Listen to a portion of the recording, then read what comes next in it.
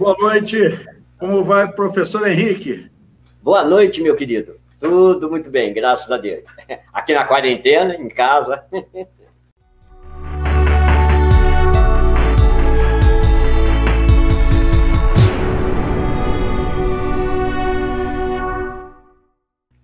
Sérgio, isso.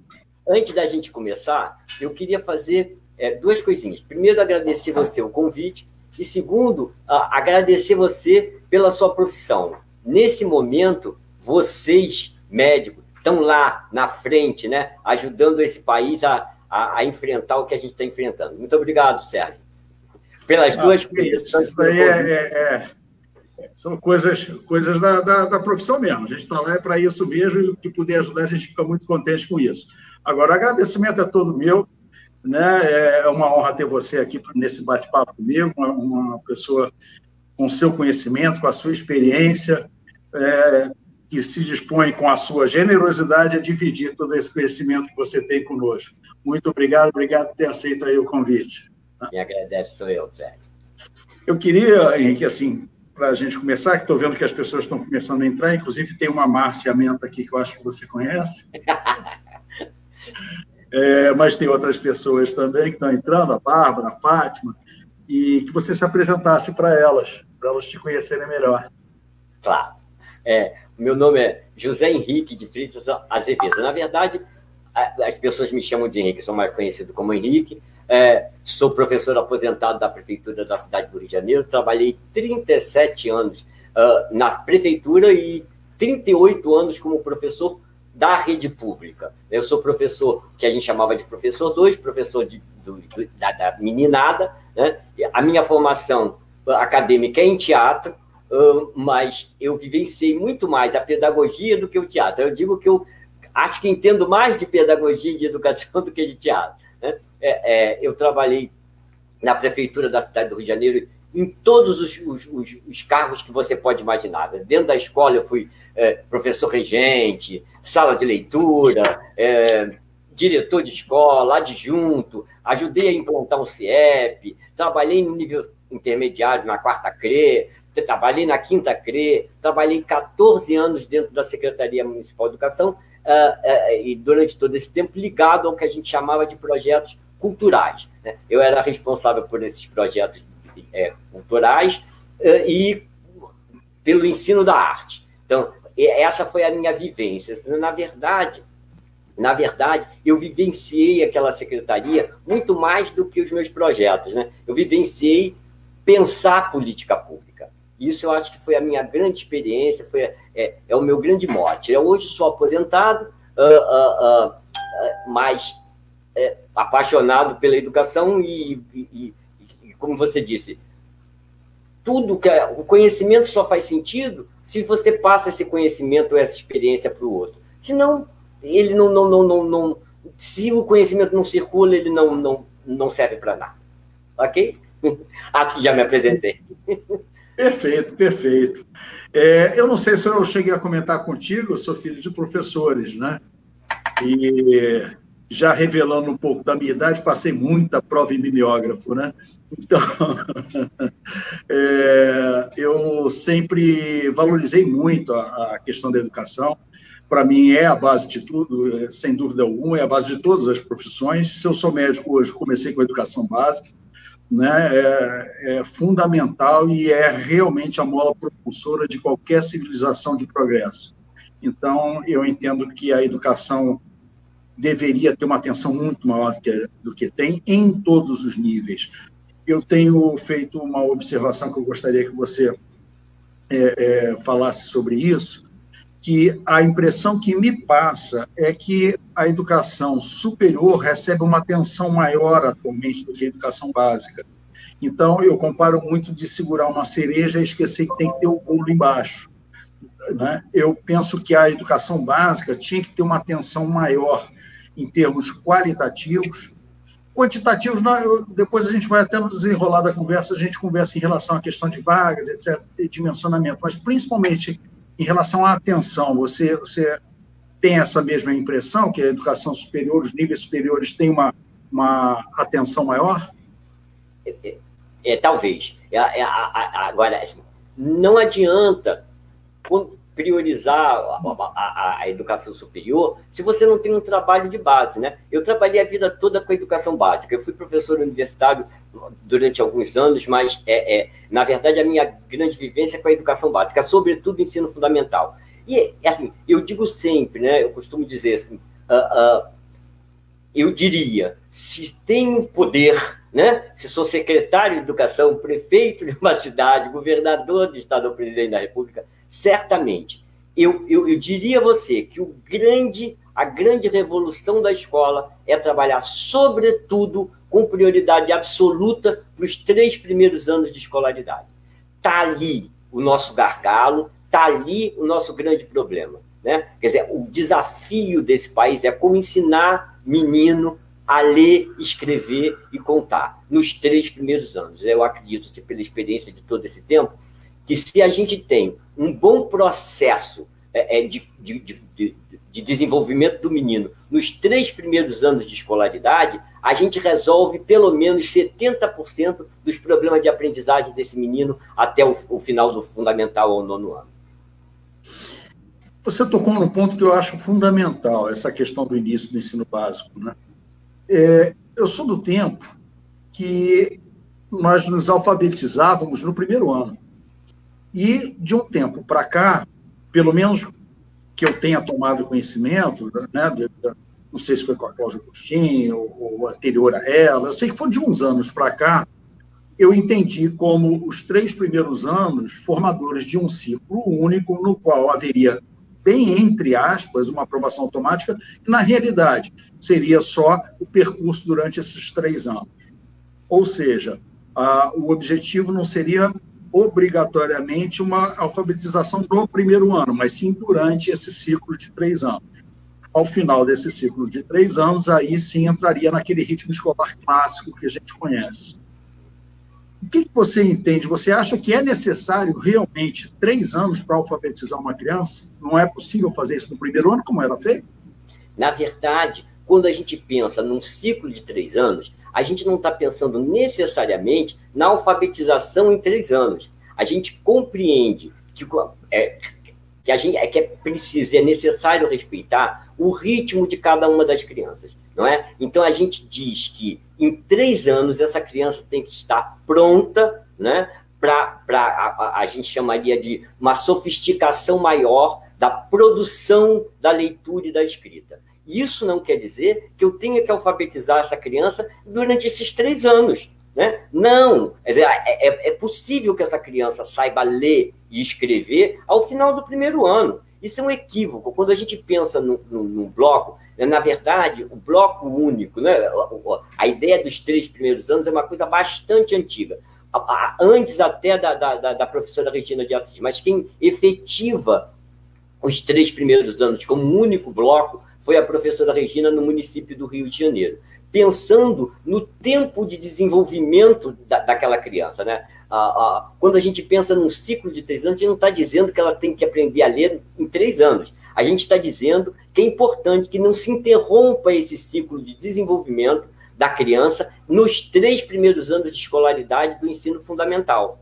É isso que a gente quer dizer. E com isso eu concordo, né? Com isso eu concordo. A grande questão, Sérgio, é que isso é compreendido de forma equivocada, muitas das vezes, né? O professor, algumas vezes, fica pensando assim, não, ano que vem eu resolvo. Não tem ano que vem eu resolvo, né? O nosso compromisso é fazer com que essa criança aprenda a ler e escrever no tempo que for necessário, né? No tempo dela. E pode estar certo, se eu tenho, e a gente vai falar nisso certamente, se eu tenho um projeto que foque, sobretudo nos 3 primeiros anos de escolaridade, eu resolveria o grande problema de retenção de aluno no 3º ano, né? Que você tem 3 anos que não pode reprovar, quando chega no do 3º para o 4º, o povo segura todo mundo que não aprendeu, e aí mais difícil ainda fica dessa criança aprender, né? Então, na verdade, a ideia dos 3 anos é a ideia do respeito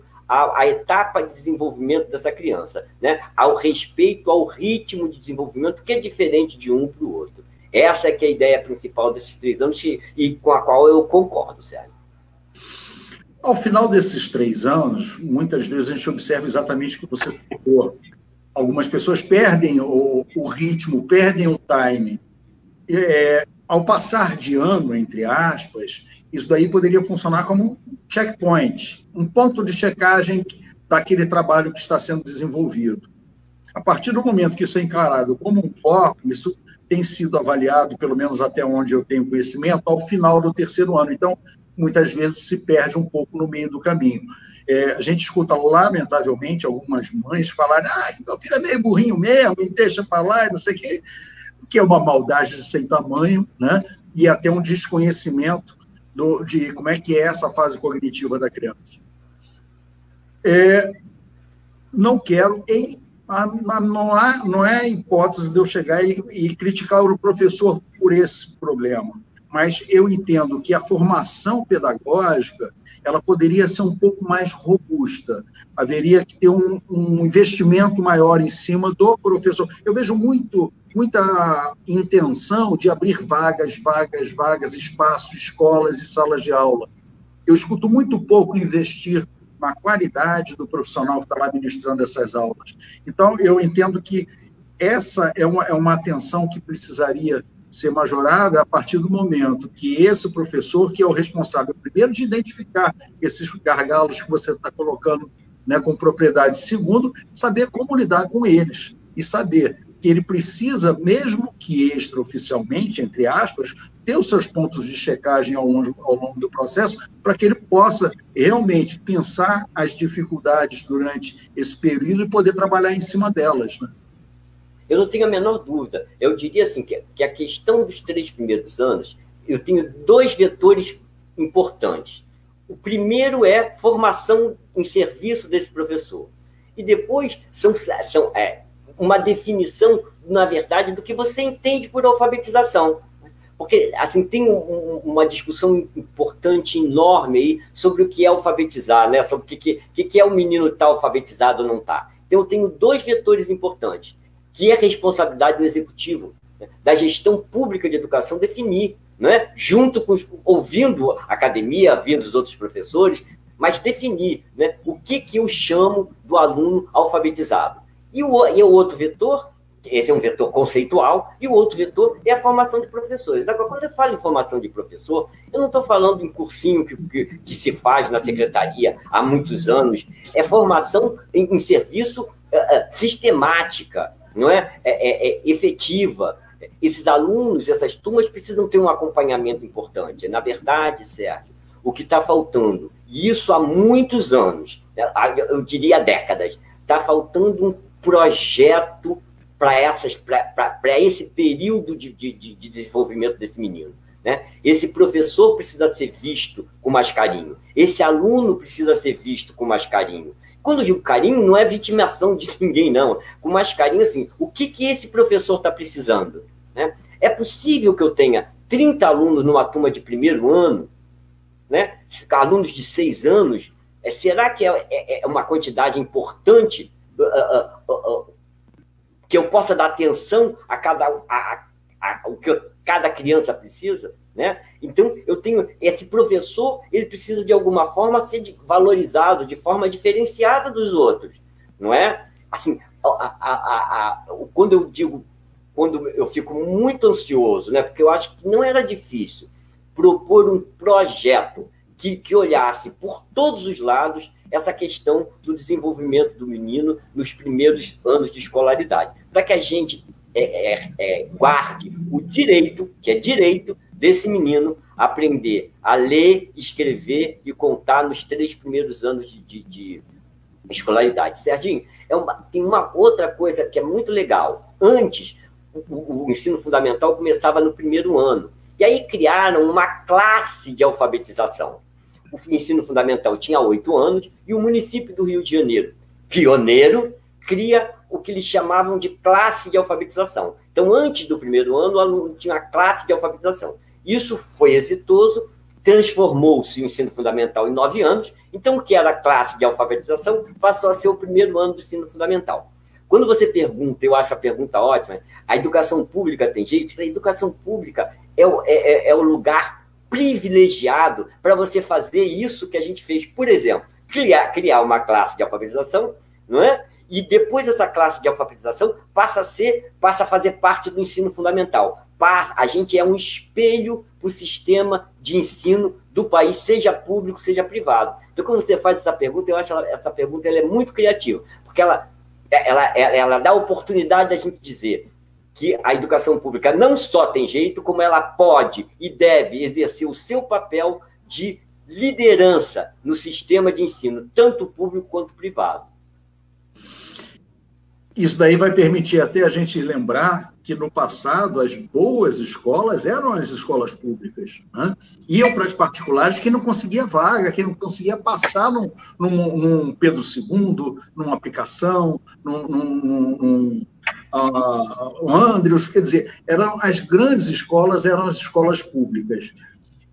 Enquanto que hoje em dia é exatamente o inverso, né? E sem querer fugir muito do tema, só mesmo como complemento, no ensino superior eu tenho muito receio que as coisas estão começando a caminhar pelo mesmo caminho que houve no ensino básico. Eu estou vendo assim uma deteriorização no ensino superior, em termos de qualidade. A gente vê muita greve, a gente vê precariedade de estrutura, a gente vê problemas de remuneração, enfim, tem uma série de problemas. Mas nosso assunto é o ensino básico, e eu tenho muita esperança de resgate exatamente desse ensino público, né, que a gente já teve no passado. Quer dizer, é possível. O que falta, nós estamos falando em investimento, nós estamos falando em oportunidades.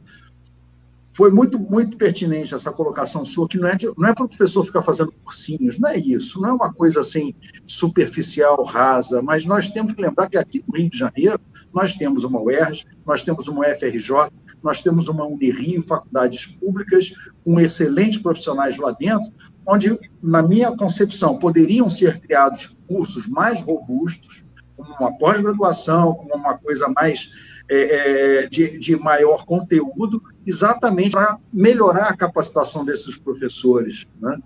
E quando a gente fala em investimento, bom, vamos por partes, eu não quero também, né? O que você acha dessa ideia?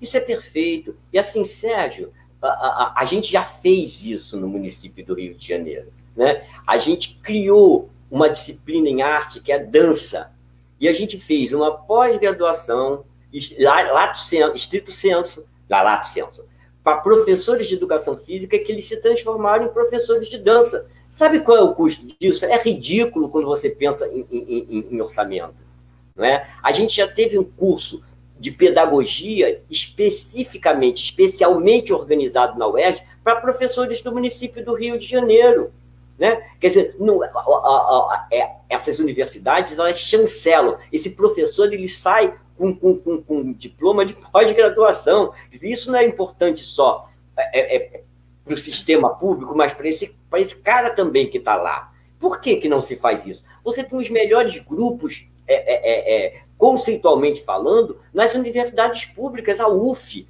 a Unirio, a UFRJ e a UERJ.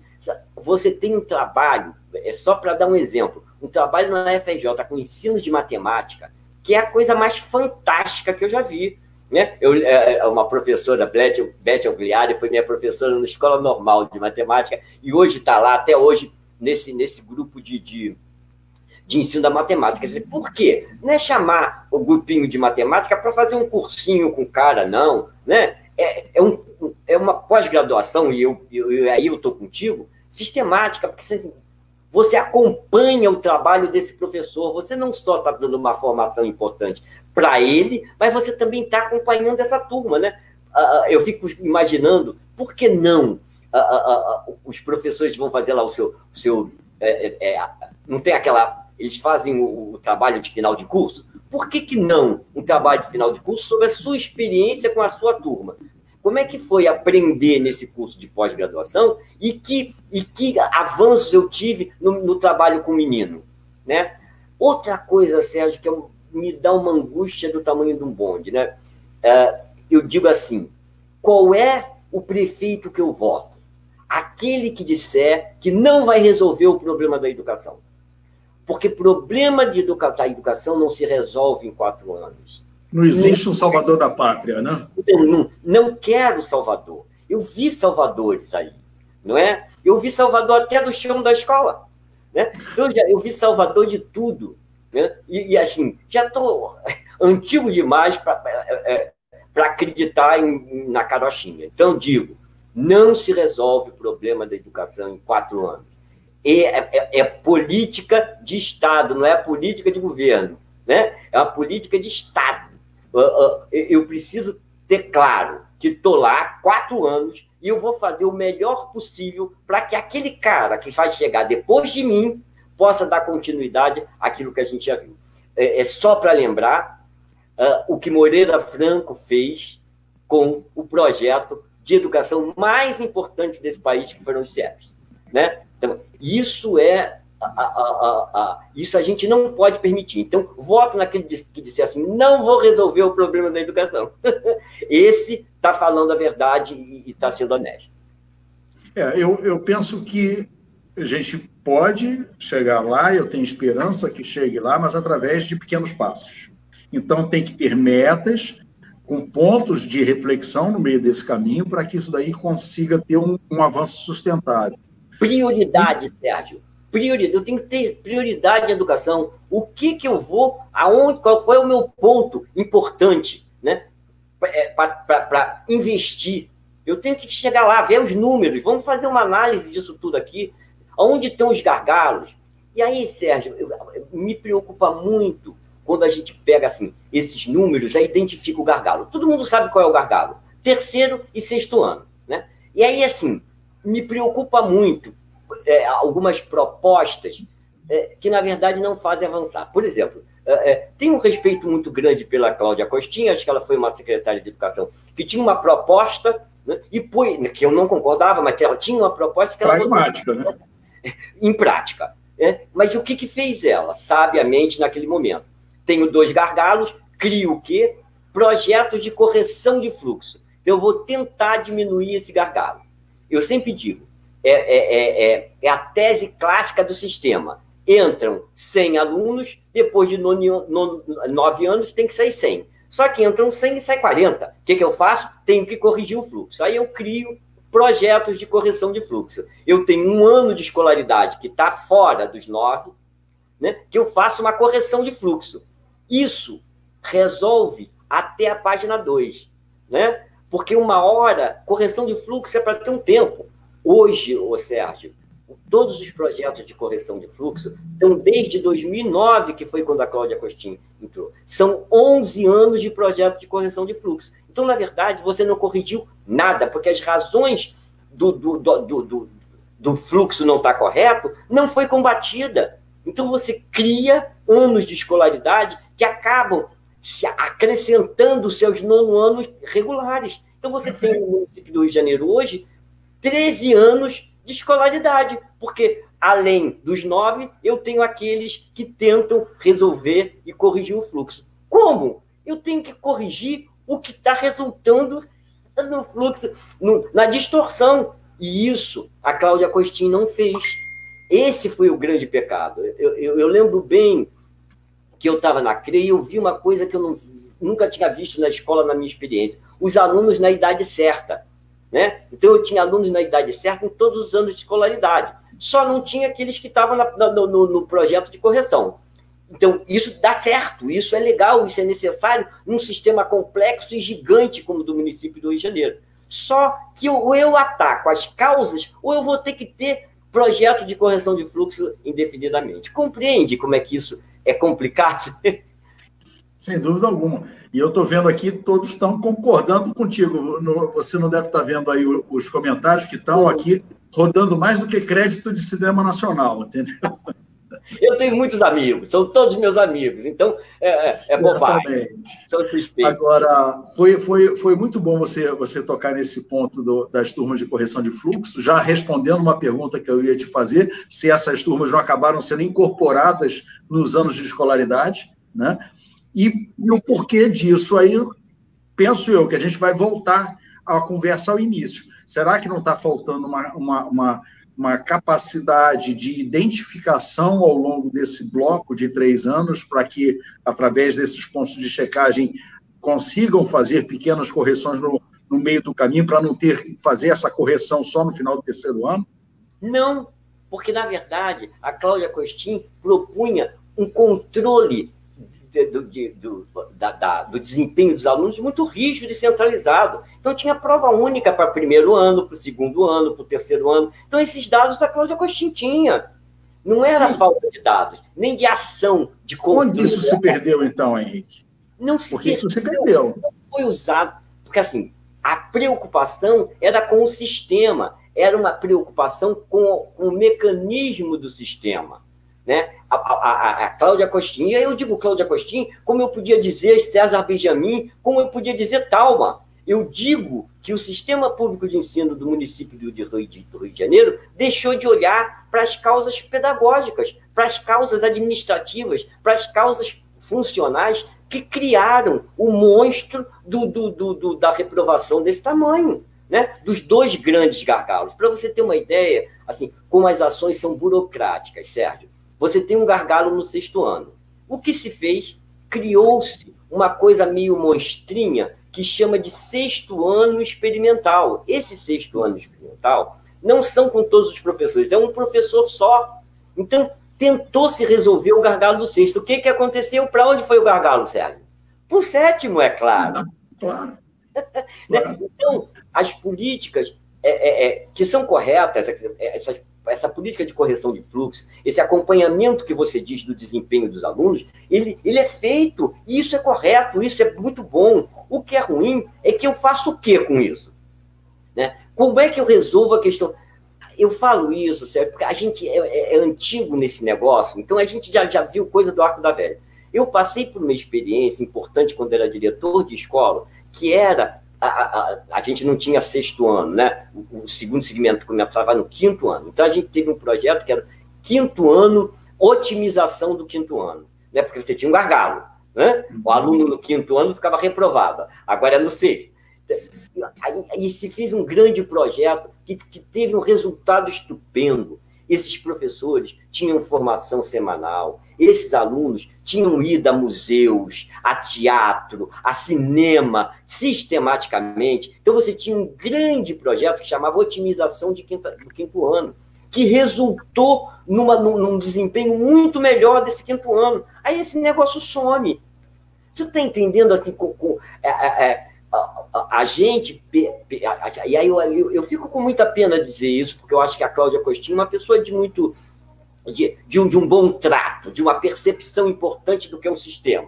E ela perdeu a oportunidade, na minha avaliação, de fazer a gente crescer mais. Ficou no burocrático e no administrativo e não avançou na questão do conceito. Né? Então, o que eu faço com o que está aí que não está dando certo? Né? E isso eu acho que foi uma pena. E eu vou repetir, quando eu falo Cláudia Costin, eu estou dizendo César Benjamin, eu estou dizendo Helena Bomeni, eu estou dizendo Thalma. Todas essas pessoas não tocaram absolutamente nesse processo. Entendeu?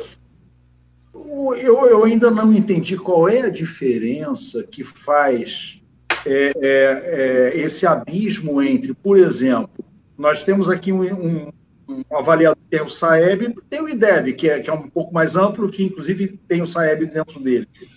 Por que o nosso IDEB é tão abaixo em relação a Sobral no Ceará, por exemplo?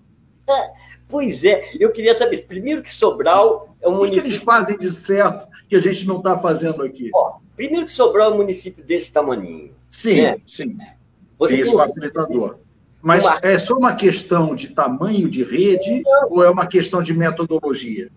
Absolutamente. Assim, eu diria a você que é muito mais tranquilo você definir metodologias numa rede que é desse tamanho do que você definir metodologia numa rede que tem 1.500 escolas, 600 mil alunos, 40 mil professores, e que tem uma tradição diferente e importante de Sobral.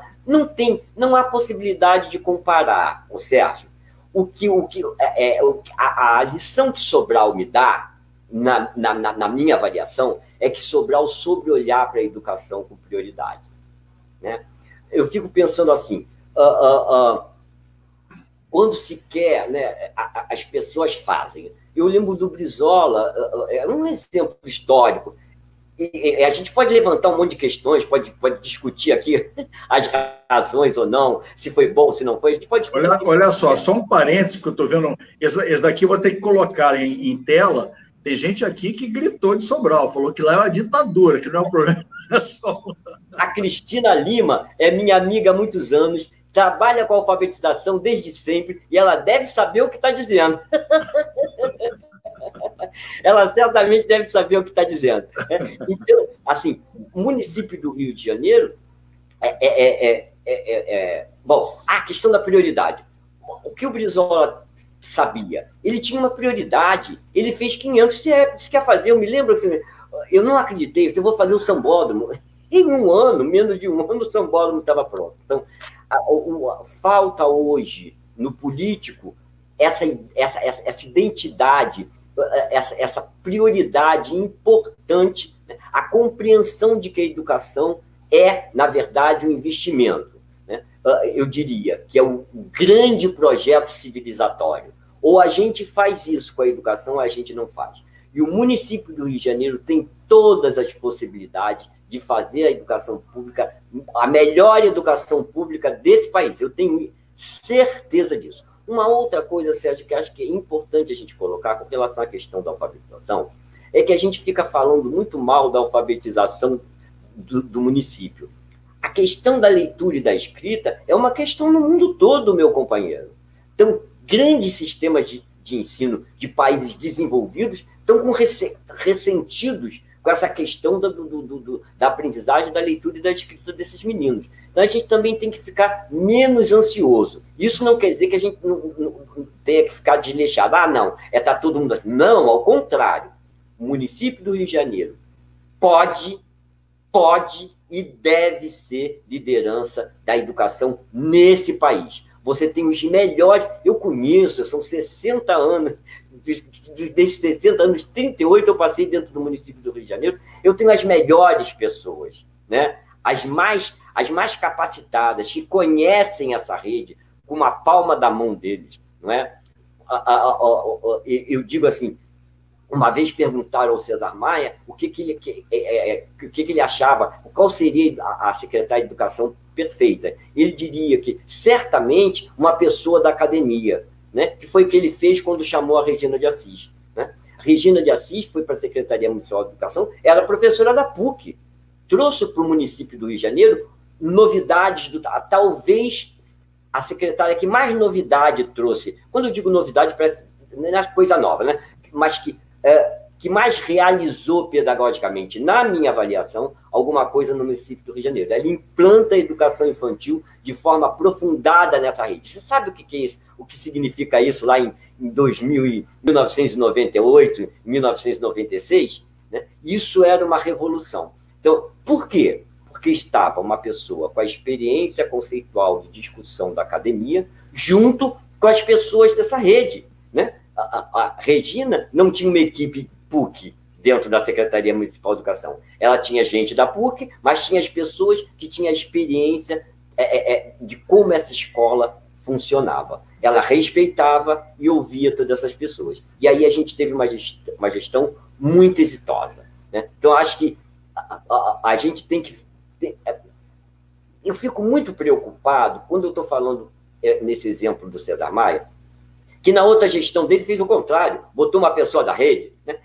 Eu só estou lembrando essa discussão, porque hoje, Sérgio, a gente tem muito preconceito. Né? A secretaria, eu digo que a secretaria cria slogan, cada um pior do que o outro. Né? Eu me lembro de um slogan chamado A Revolução Acontece. Que revolução? Né? Não se fez revolução nenhuma. O outro slogan é Chão da Escola. Rapaz, tem coisa mais cafona do que isso. Né? Como o chão da escola é tudo. Então, a universidade não é chão da escola? Não é? Então, quem está no nível central ou no nível intermediário não são o chão da escola? Chão da escola é quem está na escola? Isso é uma mentira. Isso é um engano. Né? Colocar um secretário de educação como César Benjamin, que jamais esteve numa escola pública, é tão ruim quanto colocar a Thalma, que foi diretora de escola a vida toda. Tanto um quanto o outro conhece muito pouco a estrutura da secretaria. Meu companheiro, Aquilo ali é uma loucura. É a maior secretaria de educação que tem o maior orçamento do município do Rio de Janeiro. Você coordena 1.500 unidades escolares. Você sabe lá o que é isso? Numa cidade com a diversidade nossa. 40, quase 700 mil crianças, mil alunos, rapaz. 40 mil professores. Não é para amador, como diz o Pacheco. Educação não é para amador, sobretudo no município do Rio de Janeiro. Né? E aí eu digo, eu não estou desqualificando ninguém, mas a Talma é uma amadora. Né? Isso mostra as ações, as escolhas que a Talma fez, são escolhas de amador, de quem desconhece essa rede, apesar de ter sido diretora de escola há 400 anos. Né? E muito exitosa, aliás. Teve uma gestão muito boa. Perdão, Sérgio. Perdão. Não, eu tô absorvendo toda essa experiência que você tem, isso daí é maravilhoso, né? Como você falou, a gente tem 1.548 escolas aqui no Rio de Janeiro, uma rede monstruosa. Tem esse gargalo no terceiro ano. Os números que chegaram para mim são 14% de disparidade no final do terceiro ano, pulando para 29% no final do ensino básico. Então, os gargalos estão aí a olhos vistos e precisam de algumas iniciativas. Nós concordamos essa questão do investimento no profissional, no professor. Agora, que também não existe salvador da pátria, ninguém vai conseguir resolver isso no mandato de 4 anos, nenhum prefeito, nenhum do legislativo, nem do executivo vão conseguir resolver isso. Agora, no ano que vem, nós vamos ter o plano diretor da cidade. Eu penso que aí seria uma grande oportunidade para o executivo e para o legislativo criar regras claras, estabelecer critérios claros do que fazer com essa verba, porque tem dinheiro na educação. A gente sabe que tem esse dinheiro. Nós conversamos sobre o Fundeb uma ocasião. O Fundeb, grande parte é a folha, ok, mas tem aquela parte para investimento. Por que não pegar uma parte desse Fundeb e, baseado em critérios claros, que use o IDEB, que use o SAEB, que use qualquer coisa que você queira fazer para ranquear a prioridade de investimento na educação, mas que crie uma regra que seja mensurável. E a pessoa sabe, olha, vai chegar esse dinheiro, baseado nesse critério, ele vai para esse lugar. Nós temos aí 3 universidades públicas no município do Rio de Janeiro, tem a UF em Niterói, que é ali do lado, mas só no município nós já temos 3 de qualidade, como você bem ressaltou, que sai um custo barato, um curso lato sensu, até estricto sensu. Né? Isso daí dá para ser feito. Quer dizer, o que tem que fazer é usar essas oportunidades, essas janelas que se abrem, para criar realmente um planejamento que seja sustentável, que não seja dependente de um mandato, de 2 mandatos, seja uma coisa sustentável. E eu penso que esse ano que vem, com o plano diretor, é uma das oportunidades que a gente vai ter. Né? Poderosíssima. Poderosíssima. Lembrar, definir metas, né, meu companheiro? Porque os professores e as escolas resistem muito com... Como não? Se eu não tenho meta, eu não tenho planejamento. Se eu não tenho planejamento, eu não tenho execução. Os números, eles são importantes, né? Quer dizer, IDEB, SAEB, de Rio, ID, todos esses índices, eles são muito importantes. Eles são muito mal usados, tá certo? Né? Porque eles servem muito mais como ranqueamento, sobretudo para as escolas particulares, né? Muito mais do que para fazer avançar. Mas, de qualquer forma, eles são importantes. Se eu não tenho números para discutir, eu não vou saber onde que estão os gargalos, por exemplo. Né? Se eu não tenho uma avaliação desses números, que é isso que está faltando, né? Eu não sei que metas eu preciso estabelecer. E aí, plano diretor, meu companheiro, meta, a gente precisa ter. Né? A gente precisa perseguir essas metas. Agora, é só para a gente, assim, essa meta não pode ser covarde, né? Porque você joga essa meta para a escola e te vira. Não! Né? Essa meta... Não pode ser covarde em nenhum dos 2 sentidos. Né? Nenhuma meta é tímida demais, que seja facilmente alcançável, nenhuma meta extremamente árdua que dificilmente vai ser alcançada. Tem que ser muito bem estudado, muito bem analisado, né? Muito. Essa meta tem que ser uma meta que claramente é do sistema público de ensino. né? Não é só o diretor que tem que se virar. Eu tenho que dizer para ele assim, olha, nós temos que atingir essa meta. Qual é o problema? É esse. Como é que a gente está junto nesse caminho?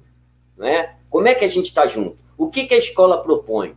É isso? O que a escola precisa? Né? Como é que a gente está junto nessa história? Eu sempre digo, Sérgio, para as pessoas assim, tem uma coisa que ninguém discute e que todo mundo quer, que o menino aprenda. A professora quer, o pai e a mãe do menino quer, o coordenador quer, o secretário quer, o prefeito quer, o presidente... Todo mundo quer que o menino aprenda. Se a gente parte desse princípio, ó, você quer que o menino aprenda, ele não está aprendendo, vem para cá. Vamos estar junto aí, o que você está precisando? Né? O que eu posso fazer junto com você para isso avançar? Todas essas coisas já foram muito experimentadas. Eu lembro uma vez, e essa pessoa deve estar assistindo a live, que é a Denise Vilardo, que é uma amiga minha, que já fez um trabalho importantíssimo com os professores de língua portuguesa. Ela chamou os professores que tinham os piores desempenhos da rede. Eu falei, você é uma louca à época. Você é uma louca, esses caras vão comer você pelos dedinhos dos pés. Né? Eu não tenho o menor problema disso. A Denise ficou com essas pessoas quase um ano. No final do curso, essas pessoas, a Denise era a deusa de todos esses professores. Não é? Qual é o segredo disso? O segredo disso é eu não chegar para esse professor com a postura de que, ó, tenho a verdade, você está fazendo bobagem e você não vai avançar sem isso. Mas é chegar para eles, o que está acontecendo? Vamos lá, como é que a gente pode estar junto? Eu e vocês, né? Quero muitos.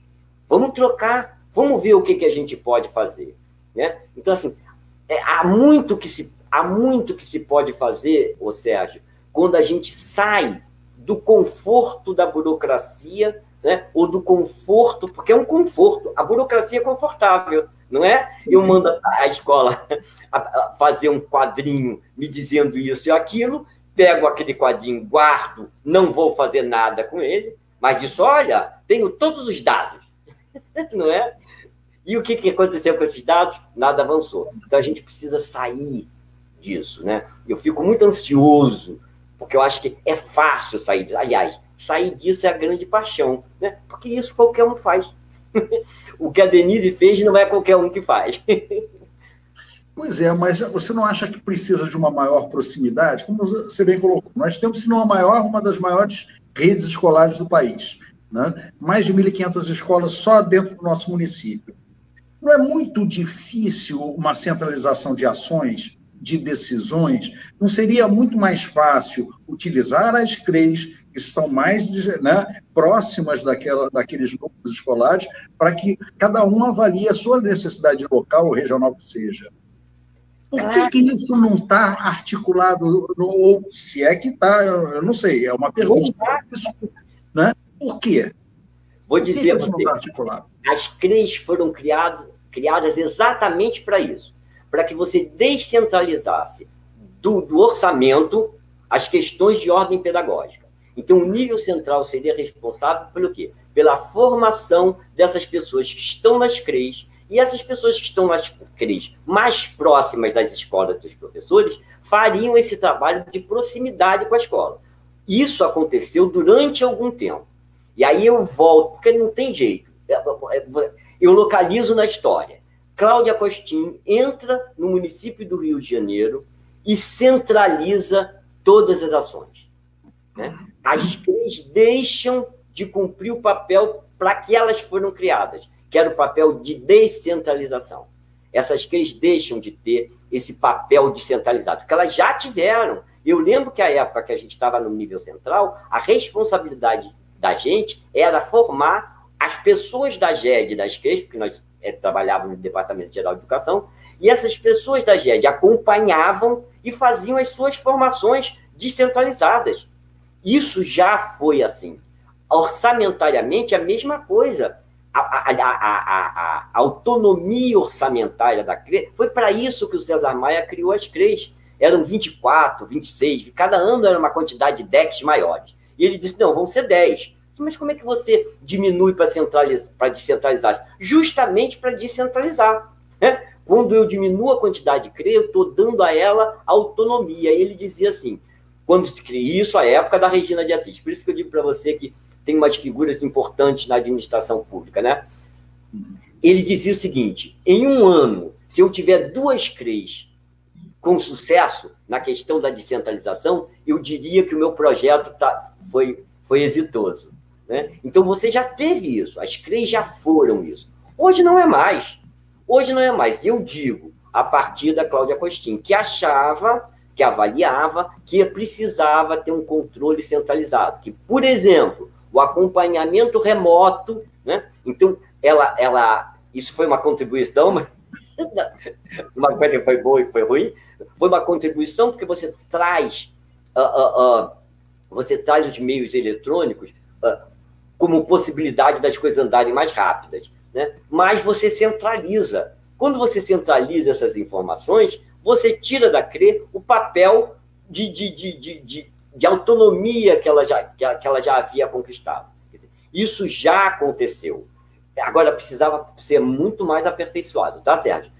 Essa coisa não foi uma coisa, ficou bom e maravilhoso. Não é verdade, não. Também tinham muitas contradições. Você tem CREs com uma quantidade de escolas do tamanho de um bonde. Você tem CREs com uma quantidade de escola irrisória. Então, tinha muitas questões a serem resolvidas com relação a essa questão da CRE. Mas o fato é que você teve uma ruptura. Você quebra a autonomia da CRE a partir da visão sistêmica que tinha e que trouxe para a rede a Cláudia Costin, que foram coisas muito legais e outras nem tão. Que é assim mesmo, né? Não é nenhuma crítica absoluta à Cláudia Costin. Não tem nenhuma identidade com a política de educação que a Cláudia Costin implantou. Mas não posso dizer que era uma secretária que não tinha uma proposta. Ela tinha. Eu podia Sim. não concordar, mas ela tinha.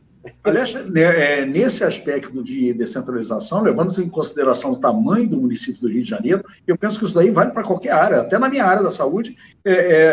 Eu penso que as regiões administrativas que foram a cada ano perdendo a sua autonomia, o seu poder decisório, isso daí é um caminho que deveria ser retomado, exatamente porque quanto mais próximo daquela região que você estiver, os olhos vão estar voltados para as prioridades locais. Não adianta você chegar de lá do centro da cidade e falar que na Zona Oeste aquela escola tem uma necessidade X, ou que aquele hospital tem uma necessidade Y.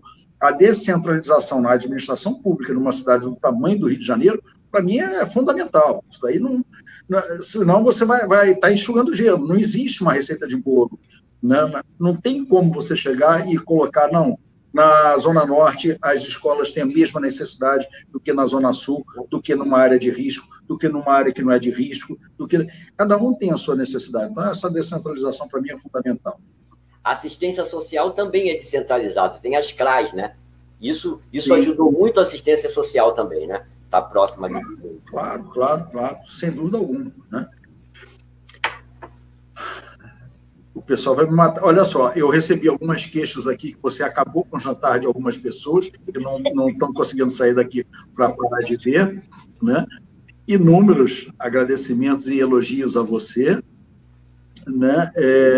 Muitas pessoas ratificando, reiterando o que você falou. Enfim, tem uma série de coisas. Nós estamos aí com 10 minutos para completar aquele limite de 1 hora que a gente tem. Henrique, o que você colocaria? Você senta agora na cadeira do prefeito. O que você colocaria em termos de educação como prioritário? Qual seria o primeiro ponto que você entende que precisa ser atacado? Sem a menor dúvida, um projeto importante para os 3 primeiros anos de escolaridade. Isso seria a coisa que eu faria imediatamente. Essa seria, se eu não fizesse mais nada, isso já seria o bastante, né? Agora, o projeto para os 3 primeiros anos de escolaridade não é a conversa fiada, né?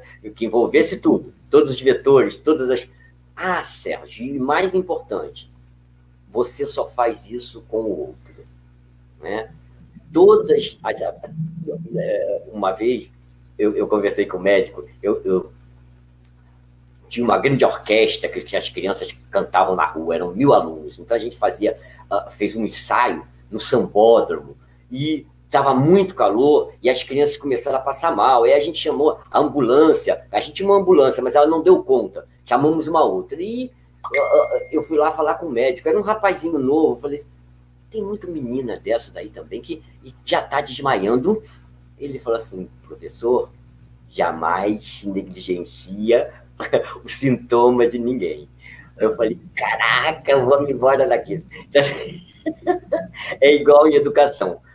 Não se negligencia nenhuma opinião, análise e avaliação, né? Então, assim, a Secretaria de Educação precisa ouvir, estar junto com essas pessoas, porque senão a gente vira aquele prepotente. Eu não preciso ouvir porque sei de tudo, é mentira, eu não sei, né?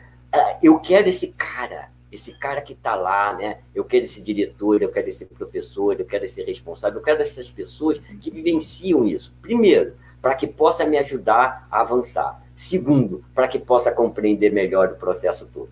Então, ou você está junto com essas pessoas, ou você não realiza. E aí, estou repetindo, dizendo peremptoriamente, sento naquela cadeira, o que eu quero? Um grande projeto nos 3 primeiros anos de escolaridade. Isso eu não tenho a menor dúvida. Com foco específico em alfabetização ou uma coisa mais ampla? Um foco específico. Eu não gosto de falar em alfabetização, assim, estrito, nos 3 primeiros anos, porque, na verdade, o processo do que a gente chama de alfabetização, letramento, seja lá o nome que você quiser dar, ele, na verdade, é compreendido por mim e por muitas pessoas como isso é ao longo da vida, né? A gente está se alfabetizando, está se letrando a todo momento, né? Eu fico pensando, eu tenho 61 anos, eu tive que aprender a usar, por exemplo, o computador. Isso, eu nem imaginava que esse troço... E eu tive que aprender. Então, a gente está se letrando, se alfabetizando, sob a perspectiva de compreensão que eu tenho, durante todo o tempo. Então, eu não gosto de focar a ideia da alfabetização nos 3 anos. Eu diria que no desenvolvimento desse menino e na constituição da leitura e da escrita competente, né? Ele precisa ler, escrever e contar. Nesses 3 anos de escolaridade, que, na verdade, seria um bloco de desenvolvimento, né? Essa é a minha ideia. Então, eu fico muito preocupado em fechar a ideia dos 3 anos como alfabetização, porque eu compreendo a alfabetização como uma coisa muito mais esticada. Eu diria, garantir ao menino o direito de aprender a ler, escrever e contar na idade certa, né? A idade certa é horrível, mas nos 3 primeiros anos de escolaridade, isso é um direito desse menino. E qual a importância que você atribui em ter um ensino pré-escola para você alcançar esse objetivo? Fundamental, mas observe só, tem algumas contradições na história da educação que é muito curioso. Lá, bem atrás diziam assim, o problema da alfabetização é porque não tem pré-escola. Tem pré-escola. E eu continuo tendo problema na alfabetização do menino. Você está entendendo, Sérgio? Como assim? Em educação, eu estava ouvindo uma live de uma amiga minha, Cláudia Reis, maravilhosa, que ela dizia sempre assim, a gente precisa rever todo momento em educação verdades, porque a gente afirma coisa que é uma complicação, né? O problema é a pré-escola está universalizada. Todos os alunos, praticamente, do município do Rio de Janeiro, no primeiro ano de escolaridade, passou pelos 3 anos de pré-escola. E assim, eu continuo tendo problema com a alfabetização. Então, por que a pré-escola está errada? Né? Então, é só para a gente tentar sempre perceber o seguinte, em educação, não há um fator que determine. Ele é sempre multifatorial, ele é sempre mutável, não é? O prepotente em educação só vai se dar mal, porque pretendeu verdade ou solução única, você pode estar certa que vai dar com os burros na água, feio. Uma coisa que eu não sei se nós vamos ter tempo até para desenvolver muito, mas eu queria saber a sua opinião. Você já me sinalizou uma ocasião em relação a uma parceria público-privada. Por exemplo, a gente tem observado um custo muito alto falando em pré-escola, por exemplo, em creches, né? A creche conveniada é mais barata para o governo do que a própria, do que a pública.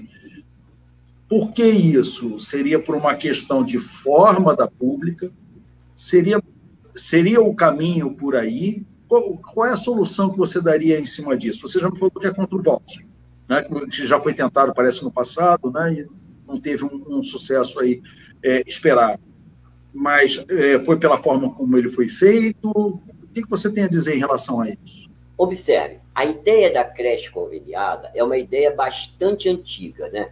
Antes das creches se tornarem parte do ensino, elas eram da assistência social, né? Então, era importante que o menino ficasse sendo cuidado nas creches, porque a mãe precisava trabalhar. A ideia era de assistência dessa criança, eu precisava assistir, cuidar dessa criança. Então, como a Secretaria de Assistência Social, na época de Desenvolvimento Social, na época daquele menino depois do Brizola, bom, esqueci o nome, mas ele fez muitas creches, sobretudo conveniadas, mas as creches tinham essa perspectiva, né? Era lugar para cuidar. As creches passam para a educação, isso em 2000, 2001. Elas passam para a educação. Quando elas passam para a educação, essa ideia de cuidar se junta à ideia de educar, né? Então, eu cuido e educo. Então, essa creche não basta mais ser qualquer coisa, né? Ela hoje tem uma outra perspectiva, que essas creches conveniadas que serviam antes, hoje não servem mais, né? Essas creches conveniadas precisam se transformar. Porque o que a gente compreende como creche não é mais o que se compreendia há 10, 15 anos atrás, né? Então, você universaliza a educação infantil, e aí o que os sistemas precisam fazer? Ampliar a oferta de educação infantil. E aí o que faz o município do Rio de Janeiro para ampliar a oferta de educação infantil? Abre educação infantil, pré-escola em qualquer lugar, né? Você tem escola, eu me lembro disso, você tinha escola que as crianças não conseguiam sentar nas cadeiras porque não tinham cadeira de piquititinho, mas tinha que abrir. Você está entendendo? Por isso, a minha preocupação com a coisa da creche conveniada, né? Eu diria que eu prefiro muitas e muitas vezes, não é? Demorar um pouco mais, mas fazer creches próprias municipais, na minha avaliação. Eu prefiro esperar um pouco mais. A gente vai precisar continuar esse papo. Eu estou sendo intimado por todos aqui a gente fazer uma outra live mais à frente, né? Eu estou inclinado aqui a aceitar esse convite e lhe convidar. Espero que aceite. Tem outros temas que eu gostaria muito que a gente abordasse: direção de escola, participação da comunidade, enfim. A educação tem um leque enorme de soluções. Eu não vou colocar problema, não, de soluções, né? Ou de formas de serem feitas. Então, é sempre muito importante a gente conversar sobre essas coisas. É sempre muito bom o papo que a gente tem. É sempre um prazer enorme conversar contigo.